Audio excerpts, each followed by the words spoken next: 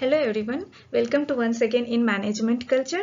In today's video, I will discuss about Human Resource Planning. Okay तो first start करते हैं कि human resource planning क्या है, इसके मीनिंग जान लेते हैं। तो ह्यूमन रिसोर्स प्लानिंग क्या है? ये एक प्रोसेस है, क्या करता है, जो बैलेंस बनाता है requirement of human resource and their acquiring. ये क्या करता है ना कि एक ऑर्गेनाइजेशन में ह्यूमन रिसोर्स की क्या रिक्वायरमेंट है और जो लोग पहले से उसमें एक्वायर किए हुए पहले से वहां पे है एक ऑर्गेनाइजेशन में, उसकी कैसे प्लानिंग करते हैं। तो उसके रिक्वायरमेंट एंड उनके एक्वायरिंग के बेसिस पे ना हम एक प्लान बनाते हैं, एक प्रोसेस बनाते हैं, जिसके थ्रू ना उसके हम बेटर जो ह्यूमन रिसोर्स हमारे पास अवेलेबल है उसके बेटर यूटिलाइजेशन को परफॉर्म करते हैं within an organisation. Then it is the process by which an organization determined how and where human resource requirement can be fulfilled. That means within our organisation हमारे पास जो human resource requirement है उसको हम कितने efficient वे में fulfil करते हैं, वही दिखाता है हमारा ह्यूमन रिसोर्स प्लानिंग. नेक्स्ट हम बात करते हैं कि ह्यूमन रिसोर्स प्लानिंग में क्या क्या चीज़ ना इंक्लूड करते हैं, कौन कौन से एक्टिविटीज होते हैं जिसे हम इंक्लूड करते हैं. तो इसमें सीरीज ऑफ एक्टिविटीज को हम इंक्लूड करते हैं. तो फर्स्ट हमारा क्या हो गया, forecasting of future requirement. Forecasting that means कि हमारे पास जो मैन पावर प्लानिंग प्रेजेंट में है और फ्यूचर में हमें क्या डिमांड होगी, कैसे हमें अपने मैन पावर जो हमारे पास मैन पावर है उसका ना हमें डिमांड और सप्लाई को कैसे ना फुलफिल करना है, उसकी हम फॉरकास्टिंग करते हैं, जो बहुत ही इसेंशियल होता है for the management of human resource. Then हम बात करें inventory for the optimal utilisation of man power. Inventory आप इसका मतलब ये एकदम सिंपल वे में समझिए. अगर लेमन लैंग्वेज में बात करें तो जो एक स्टॉक के टर्म में हम बात करते हैं कि हमारे पास क्या स्टॉक है. तो ह्यूमन रिसोर्स के बारे में बात करें तो ऑप्टिमल यूटिलाइजेशन, जो भी हमारे पास ह्यूमन रिसोर्सेज हैं उनके ऑप्टिमल यूटिलाइजेशन के बारे में बात करते हैं. जो मैन पावर का ऑप्टिमल यूटिलाइजेशन है उसके बारे में उसको हम ऐड करते हैं जो हमारी ह्यूमन रिसोर्स की नेक्स्ट एक्टिविटीज है. देन अब बात करें एंटिसिपेटिंग मैन पावर प्रॉब्लम्स. तो इसमें इस एक्टिविटी में क्या होता है ना कि जो भी मैन पावर अवेलेबल है विद इन ऑर्गेनाइजेशन, तो उनके रिगार्डिंग जो भी प्रॉब्लम क्रिएट हो रही है उस प्रॉब्लम को सॉल्व करना, कितने इफेक्टिव एंड इफिशिएंट वे में उस प्रॉब्लम को हम सॉल्व करें. फॉर एग्जाम्पल अगर उन्हें हमें ट्रेनिंग की ज़रूरत पड़ रही है तो हम उन्हें इफ़िशियंट ट्रेनिंग प्रोवाइड करेंगे जिससे हमारा ना मैन पावर और इफ़िशियंट है और क्वालिटी वर्क को करें जिससे हमें ना मैक्सिमम आउटपुट निकल सके. Planning the necessary programme.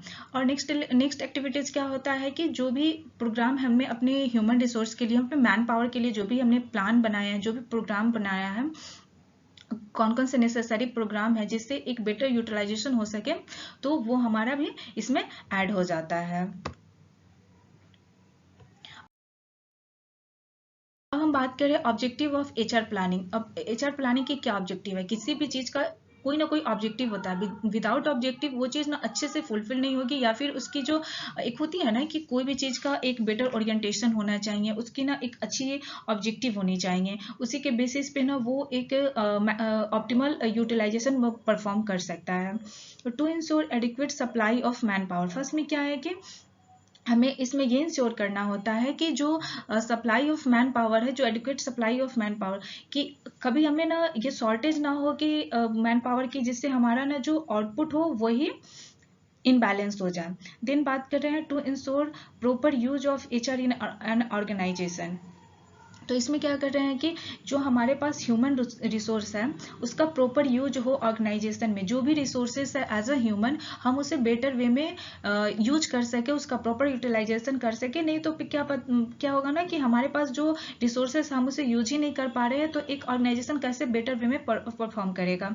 Sure वहाँ पे प्रॉफिट कम होगा, वहाँ पे लॉस बढ़ेगा, क्योंकि हम अपने रिसोर्सेज को अच्छे वे से यूटिलाइज ही नहीं करें. तो क्या होता है ना, यहाँ पे जो लेबर टर्नओवर होता है ये ना फिर बढ़ने लगता है, और जिसकी वजह से एक ऑर्गेनाइजेशन ना फिर उसका ना फेल्योर स्टार्ट होना शुरू हो जाता है. उसका ना जो बैलेंस होता है, जो उसका प्रॉफिट का बैलेंस होता है वो गड़बड़ाने लगता है. देन हो जाता है forecast future requirement of HR at different level. तो हमें एक फ्यूचर फॉरकास्ट भी करना है कि हमारी क्या रिक्वायरमेंट होगी फ्यूचर में. हमें अपने एम्प्लॉय को कम करना होगा या फिर उसे बढ़ाना होगा डिफरेंट लेवल पे.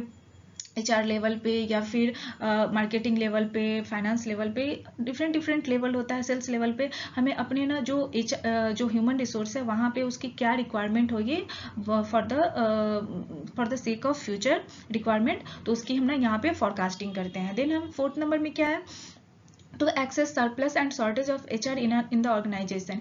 ये भी हमें पता करना है ना कि क्या सरप्लस है या फिर शॉर्टेज है ऑर्गेनाइजेशन में in terms of human resource. Then to anticipate the impact of technology on the jobs and requirement of HR। इसमें क्या बात करते हैं कि जो भी टेक्नोलॉजी से रिलेटेड जो भी ना क्वेरी आती है, जो भी प्रॉब्लम क्रिएट होती है ऑर्गेनाइजेशन में, उससे जॉब पे और ह्यूमन रिसोर्स पे बहुत ही इम्पैक्ट पड़ता है। तो उसके इम्पैक्ट को भी ना हमें क्या करना है, एनालाइज करना है। तो इसके लिए ना इन सभी के लिए क्या होती है ना कि हम एक जो हमारे पास ह्यूमन रिसोर्स होता है, हम उसको ना अच्छे वे में प्लान करते हैं कि कैसे हम उसको ना बेटर वे में ना मैक्सिमाइज कर सकते हैं, उसको यूटिलाइज कर सकते, ऑप्टिमल यूटिलाइजेशन कर सकते हैं, जिससे हमारा ना ऑर्गेनाइजेशन अच्छे से प्रॉफिट करे और उसकी जो भी ना डिजायर अचीवमेंट है उसको वो ना अचीव कर सके, जो भी वो अचीव करना चाह रहा है, जो भी उसकी गोल है उसे वो अचीव करे। तो आज के वीडियो में इतना ही रहने देते हैं। नेक्स्ट वीडियो में हम HR से रिलेटेड और भी वीडियोस को डिस्कस करेंगे, और भी टॉपिक को डिस्कस करेंगे। So that's guys, thank you.